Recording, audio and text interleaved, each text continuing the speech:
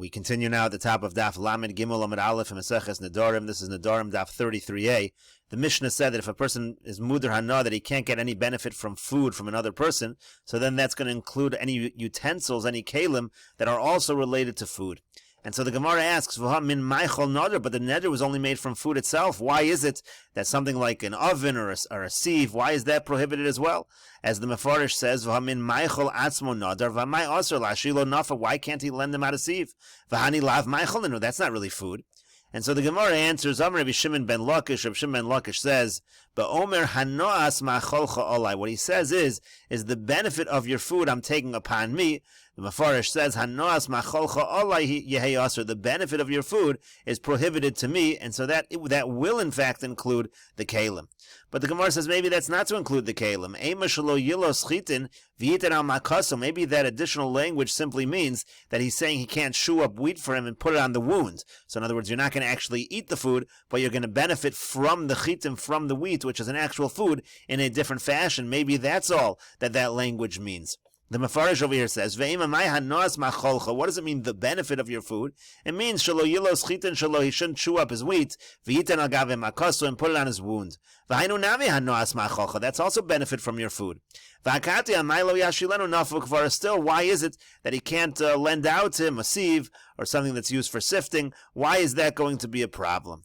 And so the Gemara says, Amar Rava says, Ba'omer hano hamavio liyadei ma'cholcha olai. What the person actually says is, any benefit that could bring about a benefit of food, that is going to be prohibited to me. So if a person is going to lend, let's say the person lends him some utensil, some kli that is used for food, that's going to bring about a benefit for this person with something food related, and therefore that is prohibited as well. As the Mefarish over here says, anything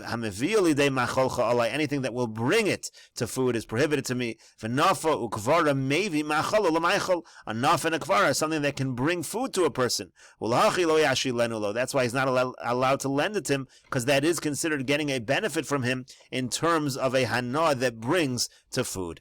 And the Gemara continues, Amar of Papa says, Sak lahavi peiros, let's say a sack in order to bring fruits, v'chamor lahavi alav peiros, and let's say a donkey that can carry fruits, v'afilu tzino bi'alma, and even just a mere basket, hanoah hamevil lidei maichlu, that's all considered benefit that brings a person towards foods, and all of those will be prohibited if such a neder is made. And the Gemara continues, Boy, Rav Papa asks as follows, Sus lirchov olav, what about if it's a horse to ride upon? V'tabas le rosbo, let's say it's a ring which the person wants to show off, which will get him into a beis hamish, that's going to get him into a banquet, so that's also bringing him to food. So what would be the halacha in such a situation? Mifsak umezel bi'arei mai, as the Mefarish over here says, Mifsak umezel ba'arei sheholech derech karko, let's say a person is going to use this person's property in order to go, the beis hamishta, in order to get to a banquet. Umekatzer daracho, it's like a shortcut. It gets him there faster. What about that? Would that be considered a hana that brings a person to food? Mifsak umezel bi'arei mai, again, if he's going to go through his land, what would be the halacha? And to that the Gemara says, Tashma, come in here, the following proof.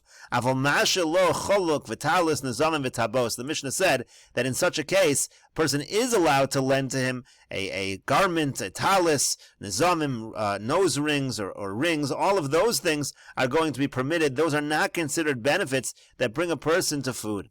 And so the Gemara says, hey chidami, now what's the case? What are we permitting over here when we permit choluk and talis and nizamim and tabos? If the person's not even using it in order to make himself look important in order to get into a banquet, so tzricha l'meimar, does the Mishnah even need to say that? That's obvious it would be permitted. It has nothing to do with food. Elalav, rather is it not saying afilu le'ros behen, that even if the person is doing it to show off with, in order to get into a banquet, that's still okay, because that's not really bringing a person to food. V'katani mashilu, and it says in the Mishnah that you're allowed to lend him these items, apparently. It is permitted in these situations. And the Gemara says, lo, no, liolam shalo le'ros. Really the Mishnah means that you're not using it in order to show off, in order to get into a banquet to get food. If you were trying to do that, maybe it would be a problem. V'aidi dekatani reisha lo yashilenu tana seifa mashilo. It's just that since the beginning of the Mishnah talked about things that cannot be lent out, so the Seifa brings items which can be lent out, even though those are obvious. Nevertheless, the structure of the Mishnah dictates that that is how the Mishnah should set itself up. And the Gemara continues with the Mishnah, V'chol davar she'ein osen bo ochel nefesh, even if you have items which are not used for food, but still it could be prohibited in the following situation, Makom shemaskirin kayotze ben, let's say you're in an area where generally if someone takes such an item, they actually have to pay rent for it, they actually have to pay for it, it's not an area where they just borrow it for free, so then if the person's going to take it for free, so it's like he has saved himself some money, and that money can be used for food, so then in such a situation, it would be usher to borrow those items, because that would be considered a hana that is related to food. And the Gemara says, Mechlal de Reisha, this Mishnah implies that the Reisha, meaning the previous Mishnah, which was talking about items that are certainly food-related, let's say a person makes a neder not to get benefit from someone in a food-related manner, so he said a nafa and a kavara, those would be a problem, but this Mishnah implies, Afa Pisha Ein Maskirin, that those items would be a problem, even though you're in a location where normally these things are not rented out. So what's the benefit, really? You're borrowing something that is commonly found in this location that people borrow for free.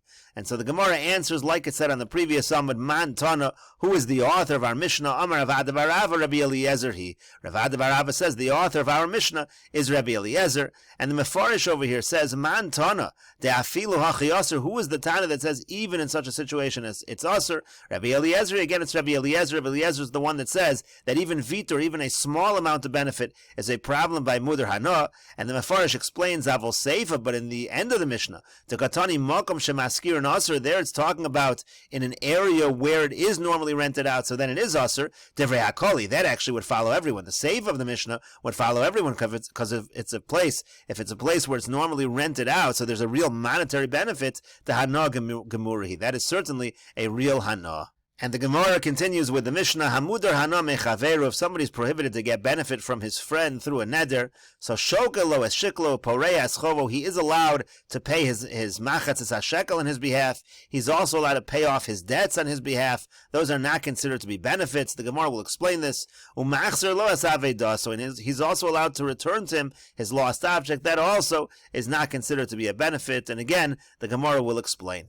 Now, if it is a place where normally you get paid for such a thing, so then tipol hana lehektish, so then that benefit, that payment that you're supposed to get, that you have to donate to hektish. You're not allowed to take the benefit, that schar, you can't take that payment, because that actually would be considered a benefit.